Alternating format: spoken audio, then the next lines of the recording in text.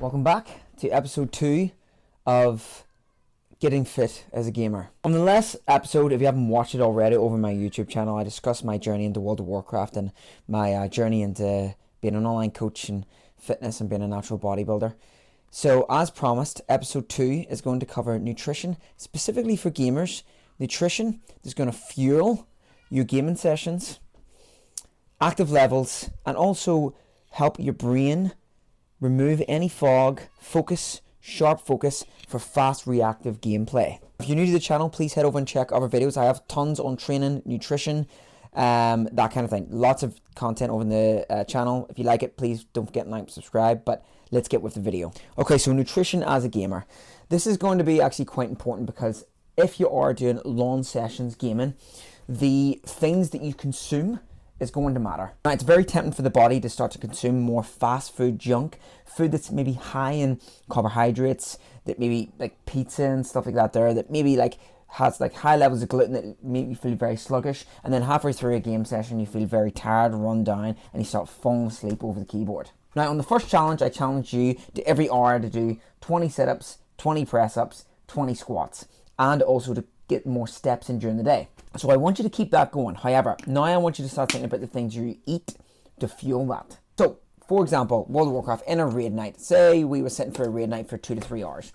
If you find yourself at night time at 8 o'clock, whenever login time is, starting to get very run down, an hour and a half, 2 hours in, it's probably due to the fact of your nutrition intake. Go over proteins, carbs, and fats really quickly. So, protein. You will need a base level of protein for everyday muscular function, also for other bodily functions in the body. However, for energy utilization, for what we're trying to do, it's not as important. Fats are good for your hormone regulation health. So if you are someone that you find yourself getting run down quite a bit, maybe you're moody a bit more, maybe a bit depressed, maybe just literally your mood regulation and energy regulation is quite poor, fats will help with that, because some good fats will restore the good cholesterol in your body, which will in turn actually help free up and increase free testosterone in the body. For males, this is particularly important.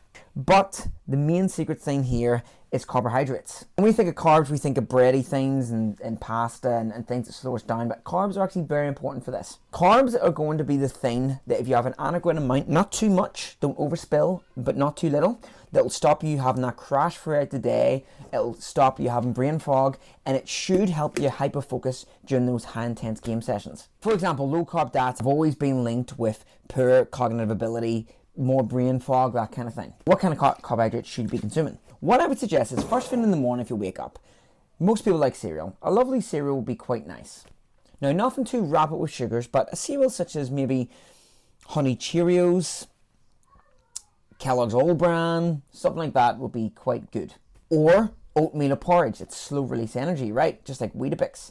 Things like that there, it's going to slowly release energy throughout the day. It's going to allow you to be able to deliver longer sessions of gaming. But along with your carbohydrate meals, it's going to be quite important to get adequate amounts of protein in there as well, and fats. You don't want, when you consume carbohydrates, you don't want anything rapidly absorbing into the bloodstream so fast that it spikes your insulin, and then you do have that crash at the end of it. But as we are trying to get more fit as well, we're trying to help you lose weight, feel better about yourself, servings and measurements are key. When I say consume carbohydrates, I don't mean massive amount loads.